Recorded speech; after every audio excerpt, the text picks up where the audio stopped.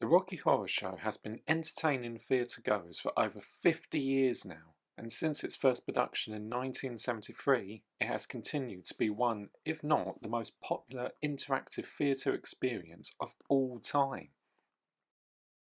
Mostly thanks to its 1975 film adaptation, The Rocky Horror Picture Show. The story, if you don't know by now, is about a couple called Brad and Janet who, after their car is broken down on a dark, stormy night, take residence at a spooky castle owned by the mad alien scientist Dr. Frank Inferter. And while they're there, get involved in all sorts of hijinks, most of them involving sex, aliens, musical numbers, motorcycles, and the occasional B-movie parody. The show and film, while not that successful on opening night, has become a midnight cult sensation with its iconic songs and its surprising social commentary on sexuality and liberation. But that's not what I want to talk about.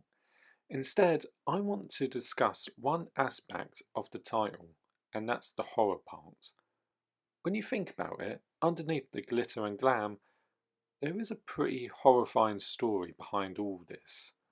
As I said, Brad and Janet take refuge at Frank's castle on a stormy night, and are more or less kept as hostages till the end of the film.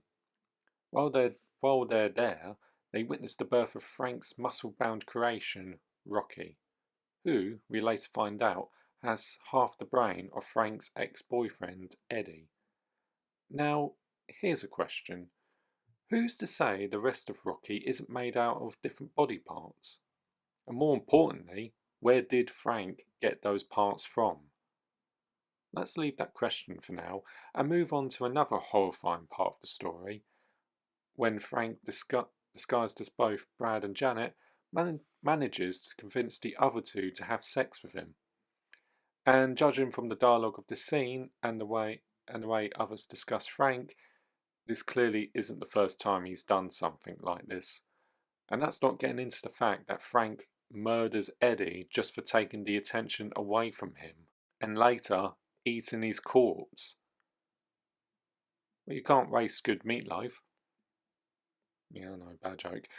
During the climax of the show, Frank forces Brad, Janet, Rocky and his groupie Columbia in a floor show against their will, after turning them to stone. Now let's go back to Rocky being made out of different body parts. This has never been outright confirmed, but there is a lot of evidence to back this up, and that's this. Frank has had different people come to his castle, keeps them hostage, plays with them, gets bored, kills them, takes the best part of their body and puts it on Rocky, and then eats the remains. Not convincing enough? He has the means to kidnap victims, and if they try to fight back, he has ways to stop them. The whole show is a parody of Frankenstein, and finally, look at his face during Sweet Transvestite, when Brad mentions they need to use a phone. That face says it all, doesn't it? If you get rid of the musical numbers, the over-the-top costumes, and dark comedy, we have a story of two people being held hostage by a mass-murdering nutjob who, after having fun with them, will casually just use their body parts for what is essentially a life-size sex toy. And that's the true horror of Rocky Horror. But does knowing that ruin the reputation of it? No, of course not. If there's one word to describe Rocky Horror, it's this.